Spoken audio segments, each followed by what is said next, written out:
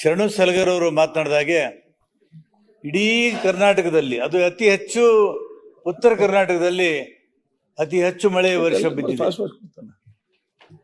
ಸುಮಾರು 50% ಮಳೆ ಅನಿರೀಕ್ಷಿತವಾಗಿ ಜಾಸ್ತಿ ಬಿದ್ದು ಇವತ್ತು ಏನು ನಮ್ಮ ಮುಂಗಾರು ಬೆಳೆಗಳಾದಂಥ ಹೆಸರು, ಉದ್ದು, ಸೋಯಾಬೀನು ಇದು ಸಂಪೂರ್ಣವಾಗಿ ಹಾಳಾಗಿದೆ ಅಧ್ಯಕ್ಷ. ಇವತ್ತು ಹಾರ್ವೆಸ್ಟಿಂಗ್ ಬಂದಿತ್ತು, ಒಂದು 8 ದಿವಸ ಮಳೆ ತಡೆದಿದ್ರೆ ರೈತರೆಲ್ಲ ರಾಶಿ ಮಾಡ್ಕೊಂಡು ಮನೆ ತರ್ತಿದ್ರು. ಆದರೆ ಬಾಯಿಗೆ ಮಣ್ಣು ಬಿತ್ತು, ಇವತ್ತು ರೈತರು ಕಂಗಾಲಾಗಿದ್ದಾರೆ. ಮಾನ್ಯ ಅಧ್ಯಕ್ಷರೇ, ಇವತ್ತು ತೊಗರಿ ವಾಣಿಜ್ಯ ಬೆಳೆ, ಈ ವಾಣಿಜ್ಯ ಬೆಳೆ ಮೇಲೆ ನಾವು ನಿರ್ಭರವಾಗಿ ಭಾಳ ದೊಡ್ಡ ಪ್ರಮಾಣದಲ್ಲಿ ತೊಗರಿ ಬೆಳೆಯನ್ನು ಇಡೀ ಕಲಬುರಗಿಯಲ್ಲಿ ಅಷ್ಟೇ ಅಲ್ಲ, ಬೀದರು, ರಾಯಚೂರು, ಬಳ್ಳಾರಿ, ಚಿತ್ರದುರ್ಗ ಆ ಕಡೆ ಕೂಡ ಎಲ್ಲ ಕಡೆ ಬಂದಿದೆ. ಇಡೀ ರಾಜ್ಯದಲ್ಲಿ ಎಲ್ಲ ಕಡೆ ತೊಗರಿ ಬೆಳೆ ಬಿತ್ತಿದ್ದಾರೆ. ಮಾನ್ಯ ಅಧ್ಯಕ್ಷ, ತಮಗೆ ಗೊತ್ತಿರುವ ಹಾಗೆ ಬೇಳೆಕಾಳುಗಳನ್ನು ನಾವು ಇವತ್ತು ನಮಗೆ ಸಾಕಾಗೋದಿಲ್ಲ ಕಾರಣಕ್ಕಾಗಿ ವಿದೇಶಗಳಿಂದ ಬೇಳೆಕಾಳುಗಳನ್ನು ಆಮದು ಮಾಡ್ಕೊಳ್ತಾ ಇದ್ದೀವಿ. ಆದರೆ ಈ ಬೇಳೆಕಾಳು ಮೂಲಭೂತವಾಗಿ ನಾವು ಬೆಳಿತೀವಿ. ಆದರೆ ತೊಗರಿ ಈ ವರ್ಷ ಅತಿ ಜಾಸ್ತಿ ಮಳೆ ಬಂದು ನಮ್ಮ ಕೈಗೆ ಬರ್ತವನ್ನಂತ ಅನುಮಾನ ಇದೆ. ತೊಗರಿ ಸಂಪೂರ್ಣವಾಗಿ ಹಾಳಾಗ್ತದೆ. ಹಾಗಾಗಿ ಇವತ್ತು ಏನು ನೈಸರ್ಗಿಕ ವಿಪತ್ತು ಬಂದಿದೆ, ಇದಕ್ಕೆ ನಾನು ಸರ್ಕಾರಕ್ಕೆ ವಿನಂತಿ ಮಾಡ್ಕೋತೀನಿ. ತಕ್ಷಣ ಮಾನ್ಯ ಉಪಮುಖ್ಯಮಂತ್ರಿಗಳೆಲ್ಲ ಸದನದಲ್ಲಿದ್ದಾರೆ. ತಕ್ಷಣ ಸರ್ಕಾರದವರು ಅಧಿಕಾರಿಗಳಿಗೆ ಆದೇಶ ಕೊಟ್ಟು ಎಷ್ಟು ಪ್ರದೇಶದಲ್ಲಿ ಯಾವ್ಯಾವ ಬೆಳೆ ಹಾನಿಯಾಗಿದೆ, ಹೆಸರು ಎಷ್ಟಾಗಿದೆ, ಉದ್ದು ಎಷ್ಟಾಗಿದೆ, ಸೋಯಾಬೀನ್ ಎಷ್ಟಾಗಿದೆ, ತೊಗರಿಬೇಳೆ ಎಷ್ಟಾಗಿದೆ, ಎಷ್ಟು ಪ್ರಮಾಣದಲ್ಲಿ ಹಾನಿಯಾಗಿದೆ ಮತ್ತು ಎಷ್ಟು ಹಣ ರೈತರಲ್ಲಿ ತೊಂದರೆ ಆಗಿದೆ, ಲಾಸ್ ಆಗಿದೆ, ಇದನ್ನು ತಕ್ಷಣ ಅಧ್ಯಯನ ಮಾಡಿ ಕೊನೆಯ ದಿವಸ ನಾಡಿದ್ದು ವಿಧಾನಸೌಧದಲ್ಲಿ ಸರ್ಕಾರ ಒಂದು ಹೇಳಿಕೆಯನ್ನು ಮಾಡಬೇಕು ಅಂತೇಳಿ ನಾನು ವಿನಂತಿ ಮಾಡ್ಕೋತೀನಿ. ಯಾಕಂದರೆ 3 ದಿವಸ ಬಿಟ್ಟರೆ ನಮಗೆ ಸದನದಲ್ಲಿ ಮಾತಾಡೋಕ್ಕೆ ಅವಕಾಶ ಇಲ್ಲ. ಆ ಸದನ ಮುಗಿಯೋ ಒಳಗಾಗಿ ಸರ್ಕಾರ ವರದಿಯನ್ನು ತರಿಸ್ಕೊಂಡು ಈ ಸದನದಲ್ಲಿ ಸ್ವಯಂಪೂರ್ತ ಹೇಳಿಕೆಯನ್ನು ನೀಡಬೇಕು ಅಂತೇಳಿ ನಾನು ಒತ್ತಾಯವನ್ನು ಮಾಡ್ತೀನಿ ಅಧ್ಯಕ್ಷರೇ. ಮಾನ್ಯ ಅಧ್ಯಕ್ಷರೇ, ಇವತ್ತು ಬೆಳೆಗಳು ಕೈಗೆ ಬರ್ತಾ ಇಲ್ಲ ಅನ್ನೋ ಕಾರಣಕ್ಕಾಗಿ ಇನ್ಶೂರೆನ್ಸ್ ಸಿಸ್ಟಮ್ ಅನ್ನು ನಾವು ಬಿಲ್ಡಪ್ ಮಾಡಿದೆವು. ಪ್ರಧಾನಮಂತ್ರಿ ಫಸಲ್ ವಿಮಾ ಯೋಜನೆ ಇದನ್ನು ನಾವು ಮಾಡಿದ್ದೀವಿ. ಸಾಕಷ್ಟು ರೈತರು ಮುಂದೆ ಬಂದು ಈ ರಿಜಿಸ್ಟ್ರೇಷನ್ ಮಾಡ್ತಾ ಇದ್ದಾರೆ ಮತ್ತು ಈ ಇನ್ಶೂರೆನ್ಸ್ನಿಂದ ಕ್ಲೇಮ್ ಮಾಡಿ ದುಡ್ಡು ಕೂಡ ಪಡಿತಾ ಇದ್ದಾರೆ. ಇದೊಂದು ಆರೋಗ್ಯಕರವಾದಂಥ ಬೆಳವಣಿಗೆ.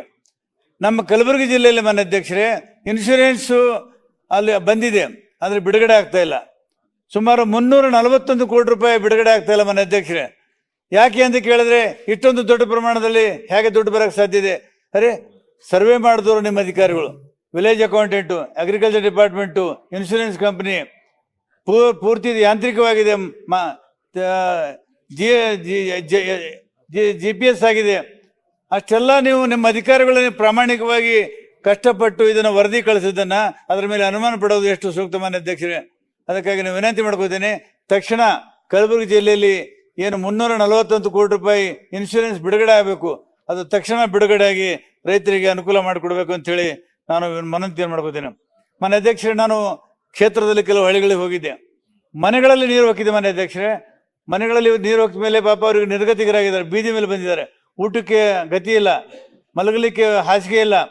ನಾವೇನೋ NDRFನಲ್ಲಿ 5,000 ರೂಪಾಯಿ ಅವರಿಗೆ ಕೊಟ್ಟಿವಿ. ಅದು ಯಾಕೆ ಸಾಲ್ತದೆ ಮಾನ್ಯ ಅಧ್ಯಕ್ಷ? 5,000 ರೂಪಾಯಿ ಯಾವುದಕ್ಕೂ ಸಾಲೋದಿಲ್ಲ. ಕನಿಷ್ಠ ಕೇಂದ್ರ ಮತ್ತು ರಾಜ್ಯ ಸರ್ಕಾರ ಸೇರಿ ಅವರಿಗೆ ಮರು ಬದುಕವನ್ನು ಪ್ರಸ್ತಾಪಿಸಲು ಕನಿಷ್ಠ ಒಂದು 25,000 ರೂಪಾಯಿ ಆದರೂ ಕೊಟ್ಟು ಅವರು ಬದುಕುವಂಥ ಕೆಲಸವನ್ನು ಮಾಡಬೇಕು ಅಂಥೇಳಿ ಇವತ್ತು ನಾವು ವಿನಂತಿಯನ್ನು ಮಾಡ್ಕೋತಿದ್ದೇನೆ. ಮಾನ್ಯ ಅಧ್ಯಕ್ಷರೇ, ಮಳೆ ಜಾಸ್ತಿ ಬಂದು ಶರಣು ಸಲಗರ್ ಹೇಳಿದಾಗೆ ಹೊಲದಲ್ಲಿ ನಾವು ಹೋಗಲಿಕ್ಕೆ ಸಾಧ್ಯ ಇಲ್ಲ, ಯಾವ ರಾಶಿ ಮಾಡೋಕ್ಕೆ ಸಾಧ್ಯ ಇಲ್ಲ ಮತ್ತು ಒಕ್ಕಲ್ತನ ಮಾಡೋಕ್ಕೆ ಸಾಧ್ಯ ಇಲ್ಲ, ಅಂಥ ಪರಿಸ್ಥಿತಿ ನಿರ್ಮಾಣ ಆಗಿದೆ. ರಸ್ತೆಗಳು ಹಾಳಾಗಿ ಸೇತುವೆಗಳು ಹಾಳಾಗಿದ್ದಾವೆ. ಇವತ್ತು ಸಂಪರ್ಕ ರಸ್ತೆ ಕಡಿದು ಹೋಗಿದೆ, ಬಸ್ಗಳು ಹೋಗ್ತಾ ಇಲ್ಲ, ಶಾಲೆಗಳಿಗೆ ಮಕ್ಕಳು ಬರ್ತಾ ಇಲ್ಲ, ಕಾಲೇಜುಗಳಿಗೆ ಮಕ್ಕಳು ಬರ್ತಾ ಇಲ್ಲ. ಇವತ್ತು ನಮ್ಮ ಕ್ಷೇತ್ರದಲ್ಲಿ ರೈತರು ಬೀದಿಗೆ ಬಂದು ಹೋರಾಟ ಮಾಡ್ತಾ ಇದ್ದಾರೆ. ನಂದು ಮತ್ತು ನಮ್ಮ ಗುಲ್ಬರ್ಗ ಗ್ರಾಮೀಣ ಭಾಗದ ಅವ್ರ ಕ್ಷೇತ್ರದಲ್ಲಿ ರೈತರು ಬೀದಿಗೆ ಬಂದು ಹೋರಾಟ ಮಾಡ್ತಾ ಇದ್ದಾರೆ. ಯಾಕಂದ್ರೆ ಸಂಪರ್ಕ ರಸ್ತೆ ಕಡಿದು ಹೋಗಿದೆ. ಹಾಗಾಗಿ ಇವತ್ತು ತಕ್ಷಣ ಈ ಸಂಪರ್ಕ ರಸ್ತೆಗಳನ್ನು ಪುನರ್ನಿರ್ಮಾಣ ಮಾಡಬೇಕು. ರಸ್ತೆಗಳು ಎಲ್ಲೆಲ್ಲಿ ಹಾಳಾಗಿದ್ದಾವೆ ಆ ರಸ್ತೆಗಳನ್ನು ರಿಪೇರಿ ಮಾಡಬೇಕು.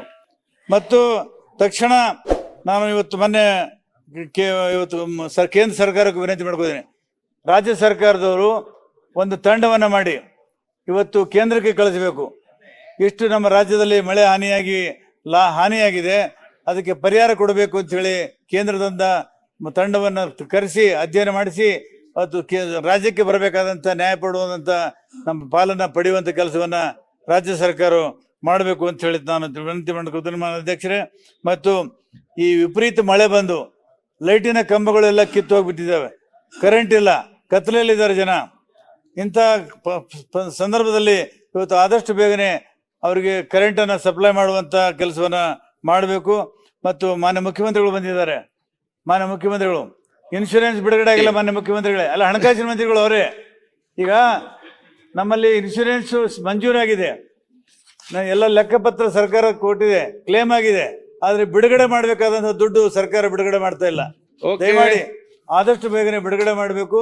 ಮತ್ತು ನಾಳೆ ನಾಡಿದ್ದು ಅದ್ರ ಒಳಗಾಗಿ ಸರ್ಕಾರ ಸಂಪೂರ್ಣವಾದಂತ ವರದಿಯನ್ನು ತರಿಸ್ಕೊಂಡು ಸದನದಲ್ಲಿ ಎಷ್ಟು ಹಾನಿಯಾಗಿದೆ, ಎಷ್ಟು ಪರಿಹಾರ ಕೊಡ್ತೀರಿ, ಏನ್ ಮಾಡ್ತೀರಿ ಅನ್ನುವಂಥ ಮಾತನ್ನ ಹೇಳಬೇಕು ಅಂತ ಇವತ್ತು ಹೇಳ್ತಾ, ಇವತ್ತೇನು ಸರ್ಕಾರದಿಂದ ನಮಗೆ ಇವತ್ತು ಸಿಗಬೇಕಾದಂತ ಕೆಲಸವನ್ನ ನಾವು ಮಾಡಬೇಕಾಗಿದೆ ಅನ್ನುವಂಥ ಮಾತನ್ನ ಹೇಳ್ತಾ, ಈಗ ಮಾನ್ಯ ಮುಖ್ಯಮಂತ್ರಿಗಳು ಸೂಕ್ತವಾದಂತಹ ಒಂದು ಹೇಳಿಕೆಯನ್ನ ಮಾಡಬೇಕು ಅಂತ ಹೇಳಿ ವಿನಂತಿ ಮಾಡ್ಕೊತಾ ಇದ್ದೀನಿ.